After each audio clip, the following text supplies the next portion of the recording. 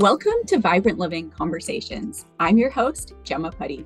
As a life coach to midlife women, I'm excited to bring these conversations from North Idaho and across this region to support you on your journey to vibrant living, glowing from the inside out, fully living in your own true to you power.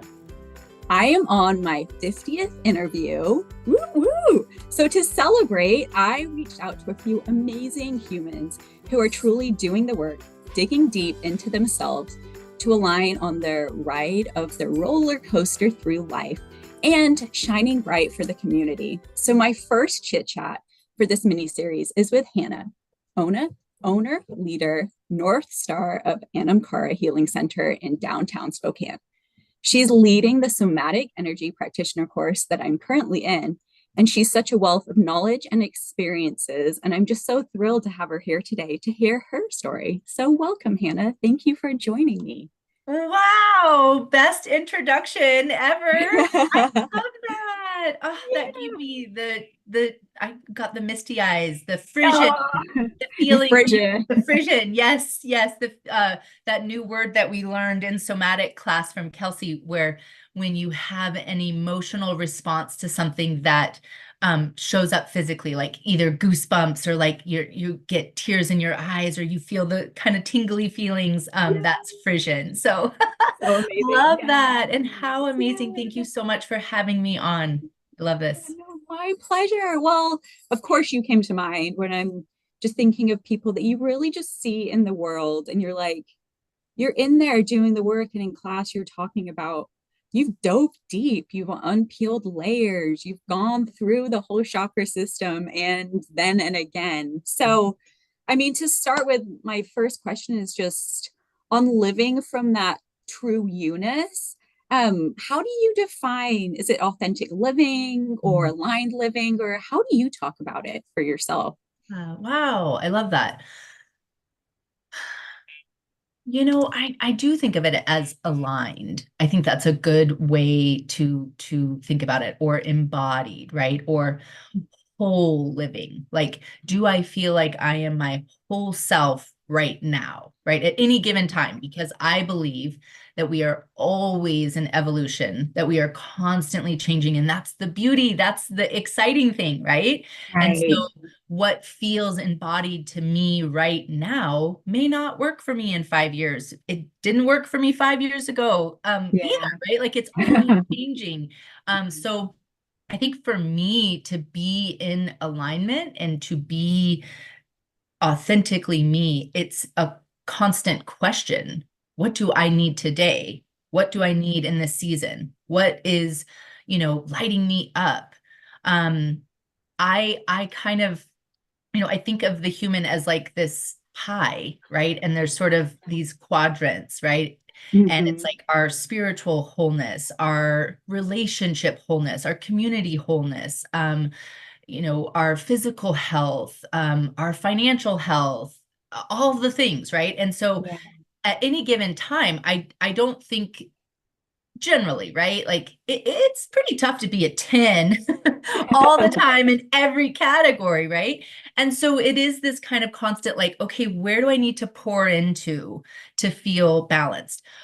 Maybe what's not the most important thing right now? Like maybe I'm not putting all my focus and attention on this particular category, but I'm really full over here and it's balancing everything out, so, and that's really just like the chakras, right? It's like, we're always kind of what's needed today. Where am I at now? We're never just going to find balance and then stay there forever.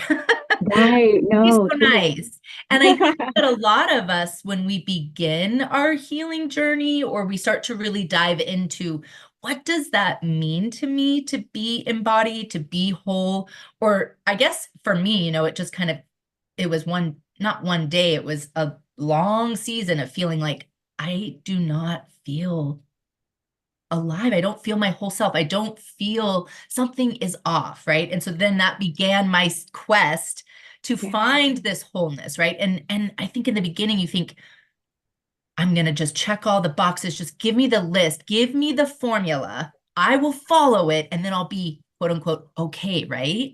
and then Yeah. I'll be happy, and then everything will be good. And it's like, we have to embrace the fullness of life, the ups, the downs, and Yeah. again, kind of pour into ourselves wherever we're needing in that particular season. And so I think finding just, acceptance of that, like, that's okay. That's not only okay, Yeah. that is the formula. Yeah. Oh, I love that so much. Right? And Yeah. so that's kind of how it feels, is just on any given day, what's needed right now to feel connected to me, to feel centered, to feel heart centered. That's where I begin. And that's the magic. Like it's easy, I feel like, for us to say it at this point. And I know you and I are a ways down our healing journeys, but what frameworks, stories, beliefs, things kicked it off for you? Is there like a moment where you're like, that's when I was so sick and tired of being sick and tired? Or how did it evolve for you? Yeah, definitely. I was the director of operations for 4 restaurants. My son was about 2.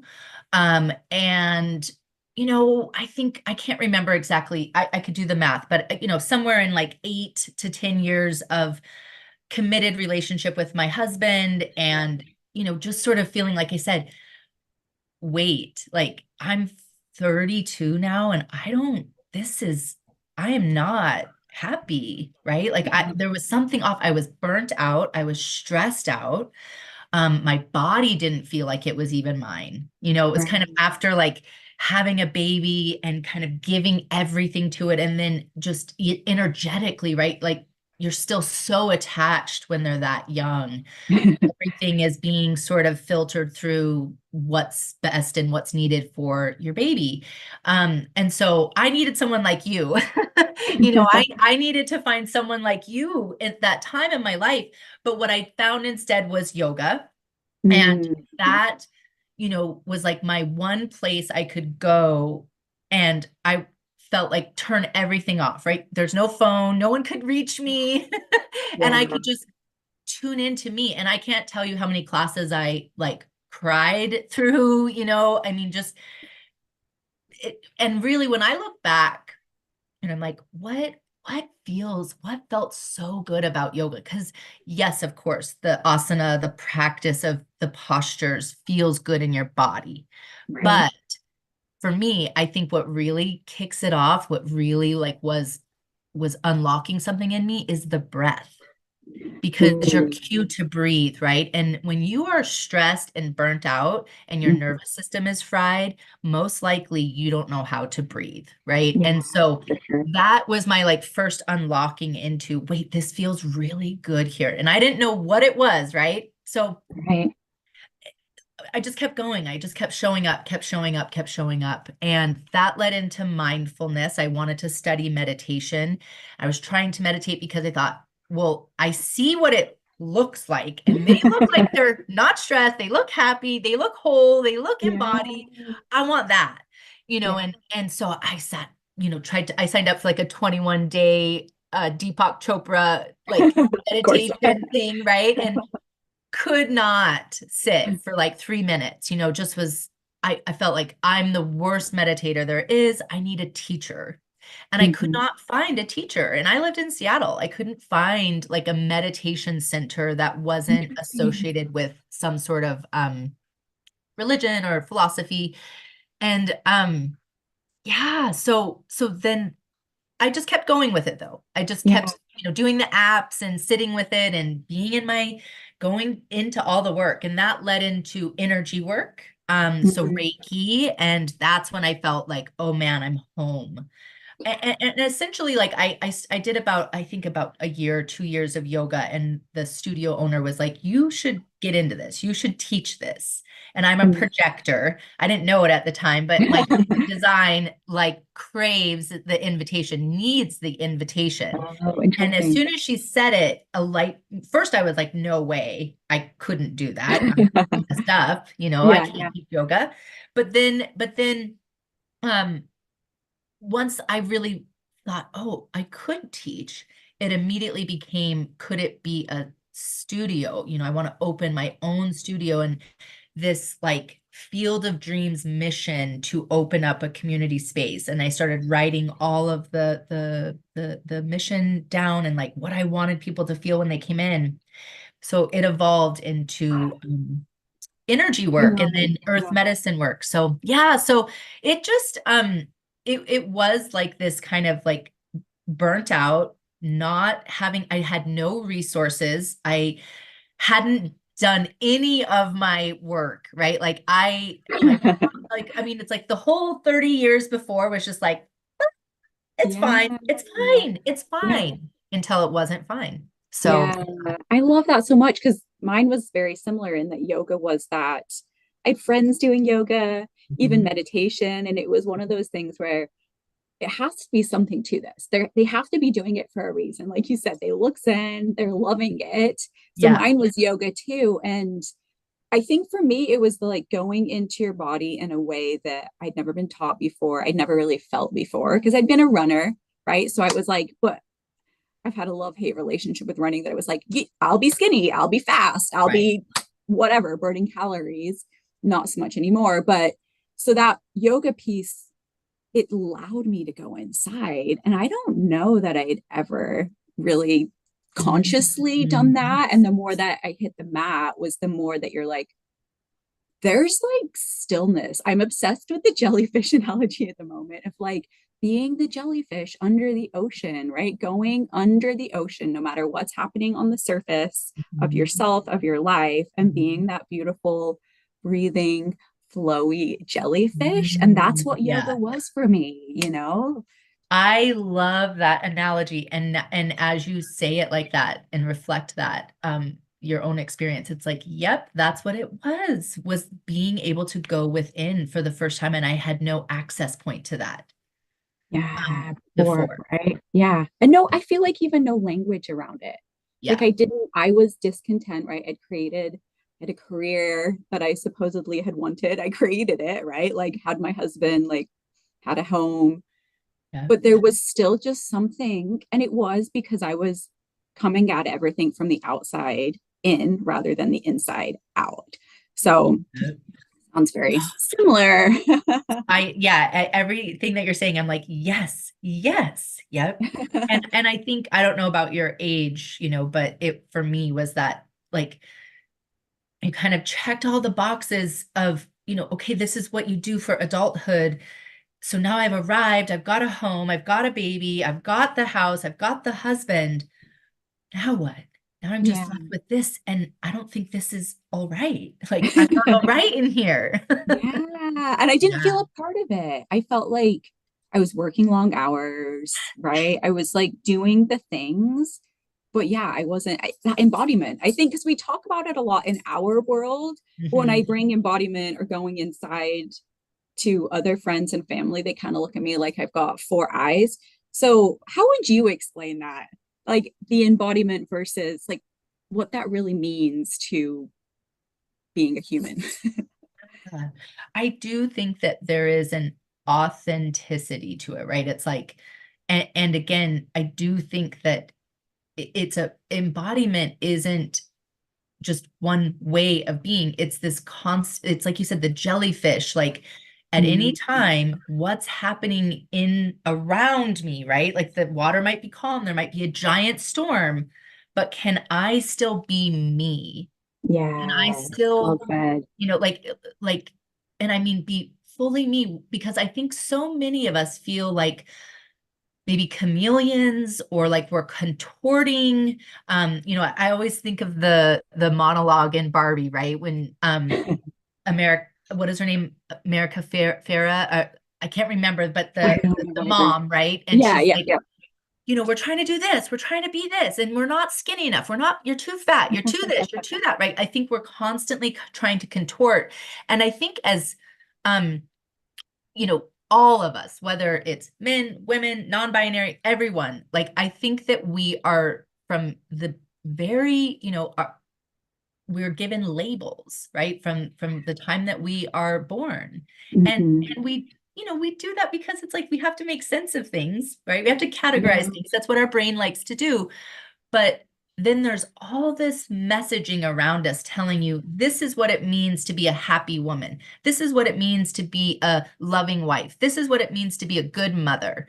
And for me, right, it was like I was chasing all of these things, trying to be them instead of just being me. And Yeah. so again, I actually think that it still is very much a practice when I'm with my family, when I'm with like my in-laws are in town this weekend. And it's like, okay, how can I still be Hannah, Yes. the true me, and say what I really think and feel, and still, be respectful, honor my family, right? Like I'm not gonna like, bust out a conversation about the chakras, like Right. it's probably not gonna land, right? But like Yeah. just can I still be authentically me in that moment? So Right. I do think that embodiment is it is a way of being, but it's a practice of being. Yeah. And trusting yourself and coming back to yourself for the answers as opposed to Is fitting in this with the my label. truth, or is this the Yeah. the imposed version of who I think I have to be, or what I think I should say in order to get approval, love, whatever it is, right? That we Yeah. seek from others, why we contort. Um, Yeah. so yeah, Love it. So it sounds like, I mean, meditation, yoga, getting into Reiki and energy work.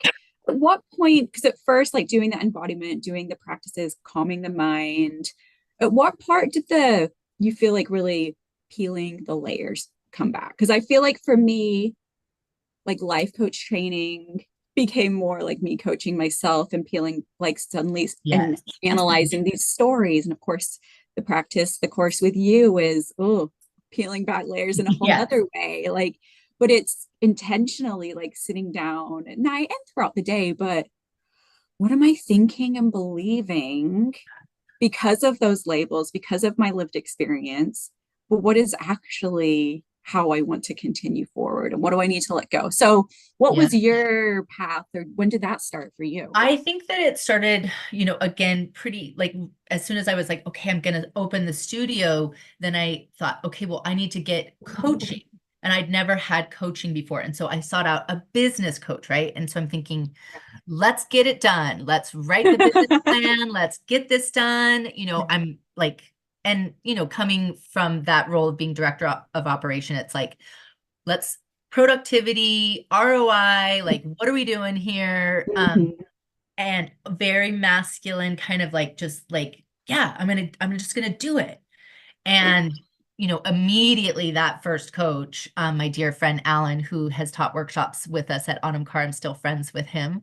um it was like, oh no, we're slow down, sis, we're gonna start with you. And so he started asking me these hard questions about why I wanted to open up the business, right? Like questions where it's like, it doesn't matter if it's a yoga studio or a restaurant or a candy shop. Like, why? What is your purpose? What is the Mm, meaning? Like, what are you trying to get after? So it started right away. But love then, that. like you're saying, kind of in every time that I was like, oh, I'm going to take this training so that I can help other people, right? Like yoga teacher Yeah. training. This is so I can be a yoga teacher. Well, that busted me wide open. Meditation training. I'm going to go do a 10-day silent Vipassana so that Oh I gosh, can you did. be the best meditation teacher. Oh, came out of there wrecked. Wrecked. and then I think where I went the deepest into the layers of me and literally was cracked open was in my earth medicine practitioner training that was a year long. Similar kind of structure to what we're doing. Even some of the modules are inspired from that because that's what I learned and that's what I practice. It is infused into everything I do. It completely changed my way of looking at the world, my connection to my ancestry, and which dove me deep, deep, deep into the real work, the shadow work, the inner child work, the trauma of my childhood that I'd never processed with anyone fully other than just friend conversation, and thought that I Yeah. was like so, above it and like, oh yeah, I've healed that. I've talked about it. Doesn't even bother me.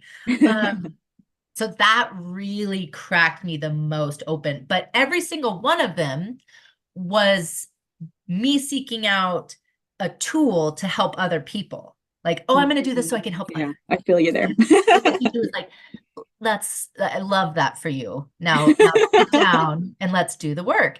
And so that's really how my course is as well. And even if I like didn't, in it, and I've taught that course, it's 10 months long and I've taught it 4 times now. And in the beginning, the very first time, I knew that it was going to be about them and their own inner work, but I didn't realize just quite how intensely it might rock people. Yeah. And so I just having my own experience with it where it's like, hey, look, we're going to talk about things that you've maybe never talked or looked at before. And this is necessary because if you plan to hold space for other people, as a guide, you need to have taken the journey, Yeah, like you totally. can't, you can, but you're not nearly as well equipped to guide if you haven't been on the journey. And Yeah. so it's just this work goes, it's like if you want to help other people, you're gonna have to dive into your own work. So it's Yeah. yep, Well, and I hand in think like you hand. were saying before, it's the journey. Like I have a couple of people in my life, and there was an older relative that was in town the other week, and the stories that he was telling himself were from childhood, of trauma, of stuff. And he's now playing it out decades later. And it just got me to thinking because I was hurting for him, compassionate towards him, but also just thinking like how he's not the only one that we see that you're like, that story is from a long time ago. Like we, the journey is to heal. The journey is to come back home The and whole put point it of the out. human experience. Right. Yeah. But at the same time, I'm like, I don't feel like it's talked about enough. Like, when you say that, like in this obviously Right. Anam Cara world, it is, we all know that. But outside of that, being like, I'm giving you permission Yep. to like go and heal and talk about those painful things, like, but rewire it and rewrite the stories and release the energy and all of the things so you can be a freer person and just live so much more in lightness, really. But it's not talked about, which is It's crazy, right? And I do think that, and we talk about this in our somatic course, right? I do believe that it is shifting and changing, and that our generation is the ones who are like right now at the forefront of that. But Yeah. then who is like amplifying it is the younger generations. And, as toxic as social media can be, and the internet and all of that, it's like we're able to share information like never before. And Yeah. there are these platforms for people to be real, vulnerable, and share about their experiences publicly. And so I'm well aware that I'm in a bubble, right? And like, so I see, and the algorithm wants to keep feeding me what I like. Yeah. Um, so I know that I'm aware that like I do have, a bubble or particular lenses that I'm seeing this through. But it's like I can't, there's so much mainstream media now, or advertising that's using the language that we use, like Yeah. manifestation, and then even those, like I was just listening to a business podcast. I'm doing a talk this fall at a conference on the power of team manifestation for like your corporate Ooh, teams yeah. and leaders. And I was listening to a business podcast where they're talking about the manifestation and mindset, and they're backing it up with science. So it's like, I do think, right, that when our kids are older, I do think that it will be more common that to be emotionally intelligent Yeah. is Well said. just as important as being, intellectually intelligent. Um, Right. I do think that we are moving towards that. It's slow evolution because we have all of these people still here in the world who have, those old ways, who aren't ready for the conversation. And so, and I have lots of family members like that in my life too. Yeah. And it can be, sometimes you're like, gosh, I just like, it's so easy, like Well, and not to be so fair, easy, but exactly just what you're like, saying. come with me. Yeah. I mean, and the stories they were told during their youth were Right. put it under the rug. Your emotions don't exist, right? For the most part, you're told, like, yeah, the generational differences on what is acceptable and not acceptable, and whether trauma is okay to even talk about and never mind be healed is, yeah, so different. But yes, we're coming into a whole new world. Slowly but surely. Yeah. Yeah. Yeah, I love that. So I don't, without giving all of your details, I'm just curious, like you said, your earth medicine course Mhm. was kind of the most challenging. Would you want to dive into, or not dive into, but even touch Yeah. on like a few of the things that, Yeah. of how that came out and how you experienced it or what it looked like, without divulging Yeah, any more than you sure. want to? Yeah. I think when I look back at like, what were the things? For me, number one, it was reconnecting back to my intuition, right? Like my inner Mm, knowing, yeah. where I didn't have to seek outside of me. And then a connection to my relationship with spirit, to Yeah. my relationship with God, to my relationship with, and realizing, finally having the language for like how I felt and saw the world, which is as an animist. So that kind of everything has spirit and Yeah. energy to it. And I Yeah. was like, oh my God, that's what I am, so that was a huge part. And a lot of the work was me resisting it, like not trusting it, questioning it. Like, where's the proof? Where's the proof? This isn't Yeah. real.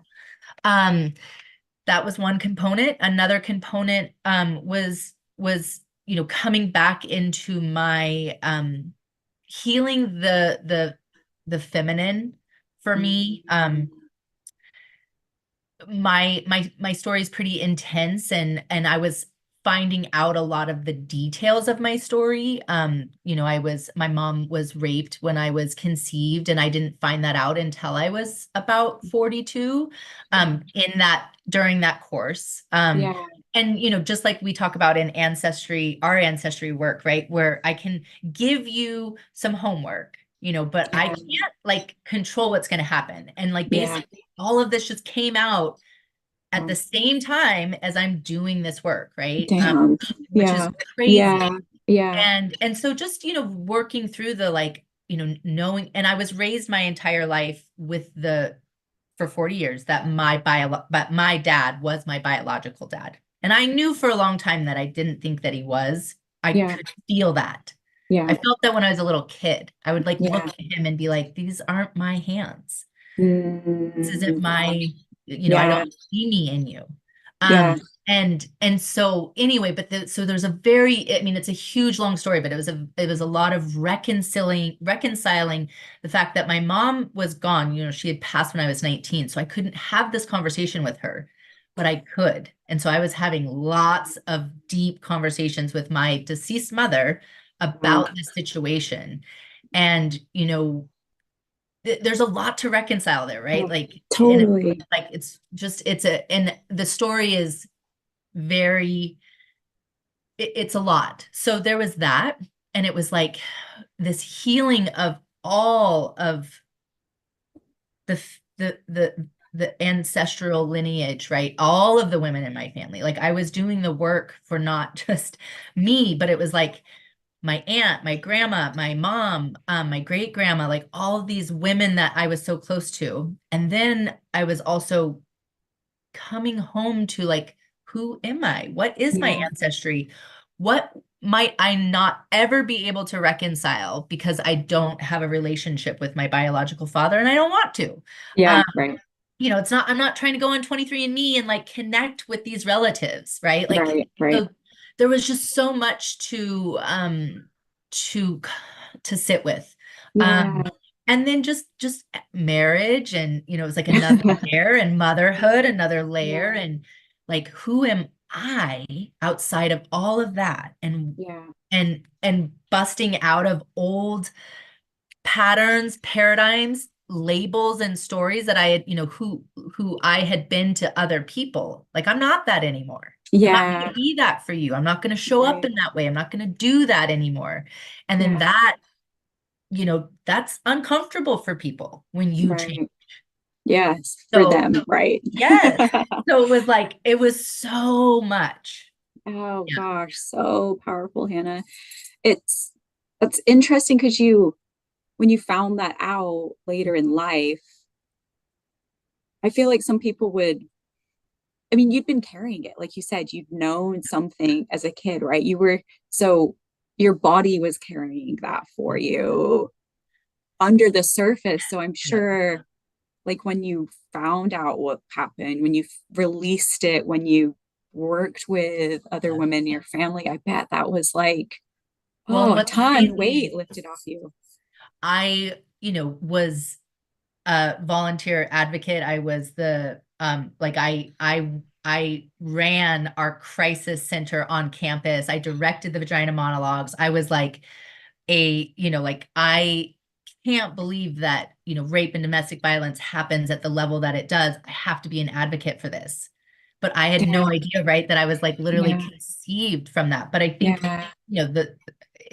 yeah. And really, honestly, it is still healing. And I'm finding another layer of it, which is this speaking the story out loud. Mm, So it's one yeah. thing to have it. And part of, my mom died. She never told anyone. My dad and mom held that story my entire life. Nobody knew. And so she died, right, with this story Oh, stuff. that was And right then there. even when I would communicate with her on the other side, she was like, you are not, like, I was like, I want to talk to dad about this, him not being my biological father. And before I knew about the rape, she was like, in a psychic session, she's talking to me and she's like, you are not to talk to him about it. So even in death, she was still like, no. And so, Yeah. and then I spent, because I actually had an inkling, and like my brother and I had a conversation in my 20s that my dad wasn't my dad. And I never had a conversation with him about it, but I held it, right? So then I'm holding the story. And Yeah. then now there's the shame of my dad, like, his identity is wrapped up in being my father. And because he's that old generation who hasn't healed all the things and can't fully own that, of course you're still my father. That doesn't change. Yeah. You're the hero in this story, right? Like, you Yeah. stayed, you were there, you kept this secret. Yeah. Like, it's okay. We can say it now. But he can't own that. So then there's this feeling of me not being fully vocal with it because I want to respect and protect him. We live in a small town. Yeah. Person who was the rapist, like, we all know him, like, went to school with his Mm, kids, yeah. like, it's that. And again, it's that small town stuff of, taken advantage of, right? Like, Right. he's not a horrible, evil psycho who's like lurking in the woods, but this is all a story that has been contained.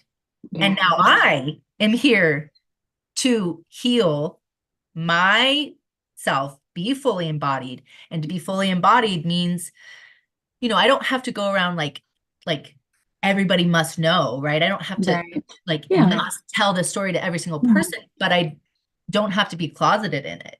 Yeah. And Right. like, the more that I say, this is my story, this is my Yeah. truth, the more Yeah. that I'm healing not just me, but all of the women in my family Yeah. and my Wow. future ancestors. Yes. Oh, so much power in that. But what a journey. Damn, girl. Oh, so Yeah, powerful. it's big stuff, right? But so Yeah. many of us have stories like that, Oh, whether yeah. conscious or unconscious, Yeah. of something that needs to be healed and truly sat with, and given space. And Yeah. that it wasn't like, again, in the beginning, I'm like, can I just do a session? Can I just go see, a healer real quick? And I do Yeah. one Reiki session and I'm good, right? How much does it cost me? How much time, Yeah, But it's like, no, for it, sure. it it is a journey and it does take sometimes years. And I do think that as we continue to evolve, your trauma doesn't get erased. It's just that hopefully you have new tools to deal with it and to accept Mhm. it and to love it, but it'll pop up again in a new Yeah. way, right? It's like something might trigger it in a new way. And so Yeah. again, with that embodiment, like what's needed now? So Yeah. now I'm really like in this owning the story portion, Yeah. which is Oh, different than 5 years ago when I first started digging into it. oh, I bet. Yeah. And holding that space as you need it to in whatever season of life and however it's popping up, but having consciousness and light on it Yeah. allows you to work with the energy as it Yep. does whatever it's doing, right? Yep. Gosh. Will you talk a little bit about going into your intuition, trusting that? Because obviously, I mean, even specific to this story, you've always you've always known like that's some Yeah. intuition, right? I love the conversation of intuition. I believe it shows up differently for different people, right? And like how they're getting the drop in or they're however we talk about that for you. Yeah. Well, I think, again, another thing that was never taught to me, if anything, the opposite was taught and ingrained, right? To like you hear the things like trust your gut, but nobody really tells you how to do that. Right. And then again, right, the message all around you is counterintuitive to trusting your gut. It's telling you to question everything about yourself, and Right. that you're not Yes. enough and you don't know the right answer and you need others' approval before Mm-hmm. you can say yes or no. Um, and approval, I think, is another big, just in general, right? Like we don't want to be ostracized. We don't want to go against the grain. And sometimes Yeah. your intuition requires you to go against the grain, do something Yeah. that you might not want to, or it's not the easy route. So, Right. yeah, I think, intuition is something that we all have, every single one of us. And I think if we can teach it, boy, like emotional intelligence, knowing how to access your intuition, those are superpowers to being a human and can help you in your job, your relationship, everything. Um, Mm-hmm. but for me, and it's something I'm still getting stronger. And I think, again, in the very beginning, I just saw everyone around me. Like I was looking to, well, let's say I worked with, like my earth medicine teacher, Vanessa. She's so far ahead of me. I'll never be that, right? And or like my intuitive Dr. Aubrey, who teaches classes with us. I mean, she's incredible. And now it's like I have a different story, which is before I wanted to be like them, right? Mm-hmm. Let me access my intuition like them. How do they do it? How do Right. they see it? And can I do it like that? And then there's this force, force, force, force. And that is not what intuition is Right. at all, Not And so it's instead now I'm like, oh, I'm totally different than them. How I download and access and feel it is totally different. There might be similarities, but it's right. different and it's Yeah. going to keep evolving and getting better. And so now instead of looking at that as a handicap, I'm like, how freaking cool. Watch out, world. Get ready in 10 years. I'm going to be even more intuitive. You Yeah. know, Right. um, Yeah. so I do think it's something that we all have. And I think that it's something that it's there from the beginning, right? It's what keeps you alive in instances, Right. Right. but we get it trained out of us, and it happens so early. And again, we're all just parents doing the best that we can, but you tell your kid no. You tell your kid shh. You Yeah. say eat everything on your plate. Right? Like all of the little Yeah. things Yeah. that are just like movements and feeling like this is what feels right to me in the moment. To Mm-hmm. throw the broccoli, to, throw a tantrum, to laugh Yeah. hysterically, right? And it's like we get trained out of us Mhm. just being. And Yeah. so by the time we're 5, 6, 7, 8 years old, I mean, we're starting to function in the lane. Yeah. Oh, yeah. Yeah. And So, so, yeah. yeah, so I didn't have parents or language around me that said, like, what do you feel to do? What do you feel is right? What does it feel like inside when you think yes or you think no? So I love playing with intuition. There's lots of different ways you can start to just kind of play and access that. Yeah. I think the more that you can think of it as a game Hmm. instead of like a destination and arrival, Yeah. that it's just fun. Yeah. And just trust it, it's Yeah. real, and that your body universe is communicating with you, Yeah. right? And Yep. yeah, yeah, yeah. And I Love feel that. like I'm like, I could teach, we could talk, you and I could teach a whole class right now on how to access your intuition. So it's Yeah. not that we're trying to be like, it's just, there's so many different ways. So Yeah, yeah, totally. And I think just encouraging the playfulness, the trusting it, the like, you are the expert of your own life. And, it's like really like that piece of it. I'm getting Frisian now. yes, I love that. You are the expert of your own life. That's right. You're the only Trusting that. one. Yeah, Yep. totally. Yeah. Oh, well, Hannah, So I could good. talk to you all day long. I know I'm literally the same. I'm like, we have so much more we could talk about. We could do an hour-long conversation just on intuition. I know, seriously. Yeah. I think I'm gonna end with the Yep. question of just like what little, and I know this probably changes day to day depending on what you're needing, but are there some practices that you just really cherish day to day to stay aligned and grounded and focused and Yeah. Yeah. yeah. I would say that, my practices have changed. Before I had Anam Cara, the space, I would get up like early in the morning before anybody else and spend like 2 or 3 hours just like meditating, looking at things online, journaling, doing my work, whatever, right? Mhm. To kind of connecting with spirit. And so it might be really long and elaborate. And now, I don't do that as much at home anymore because I literally do it all day long at Anam Cara. Amazing. Yes, you And do. so my practice at home is pretty short these days. And it usually, though, consists of sitting down, taking some deep breaths, really grounding into my breath, and just sort of setting my intention for how I want to feel that day. I do personally call on guides. Like I sort of put this diamond of guides around me, like one at the top, two on the side, and one at the bottom. Love And I it. kind of like it's like gearing up like my Mhm. energetic force field. And if I'm needing something in particular that day, it's kind of like a meditation, kind of like a prayer connection, just like, it is a embodiment practice, right? To just kind of breathe, get in your body. Okay, I'm here today. What's present? How am I feeling right now?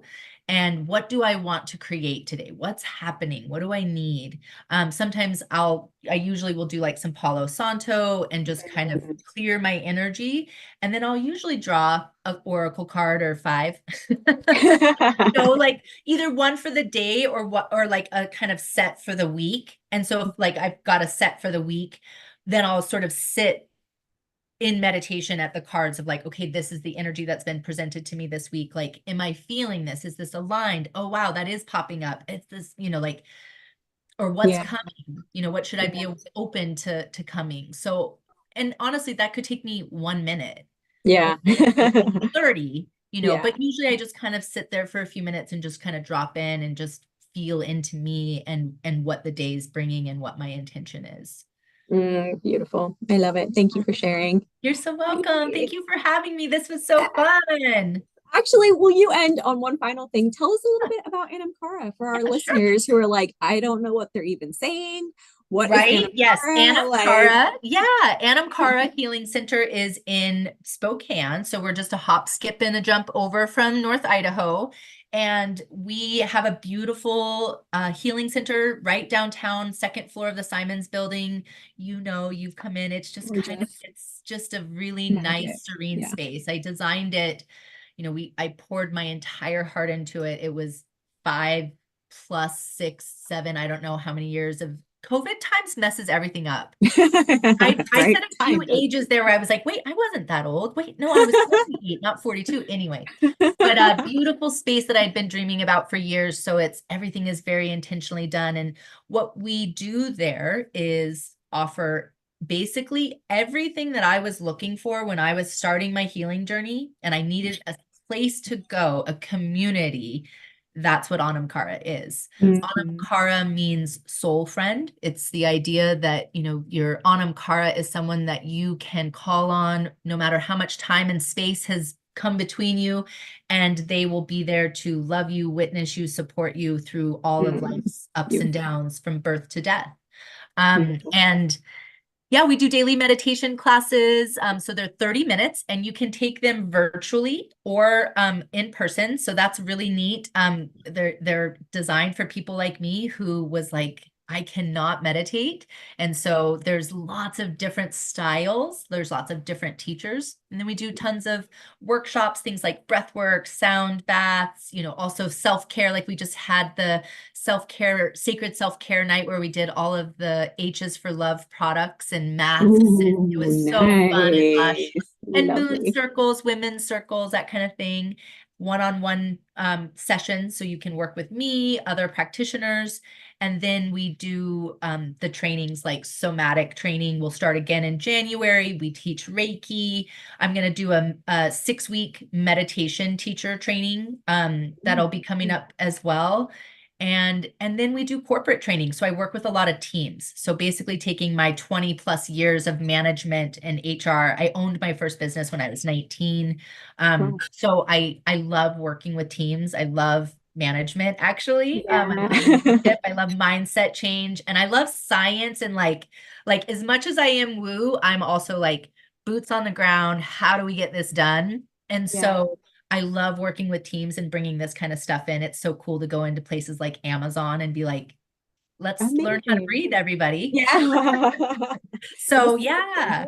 And schools and nonprofits, that's my deep passion, right? Is to work with the big places like Amazon so that they can support my business. So then I can give scholarships and support nonprofits and schools like Lumen High School in Spokane is a school that I love working with. They're a school for teen parents where you can they have a daycare on site. So these parents can come to school with their kids and get their high school diploma. And so I love working with them, love working with their teachers to care for the caregivers. That's the area that I'm really passionate about. So all those things, amazing. It's so good. And it is like, you really have created such a community. Like you said, there's so many different teachers, there's so many different options and times of day. And it's just so approachable and loving and all of the things. Like, oh, it's so good. It's so good. You're amazing. Thank you. Thank you for joining me and sharing your story, Hannah. Thank you so much for sharing your story. So this powerful. was fun. I've been excited to come on your show ever since we talked last year when we first met. I was like, I want to be on her podcast. Yes. So I'm so honored to be on your 50th. This is so cool. Congratulations. Thank you. And keep doing it. I love your message. I love what you're spreading here. And you are just an incredible gift to the community as well, and to women who are trying to step into this. What a beautiful guide you are. So thanks for having me. Oh, thank you.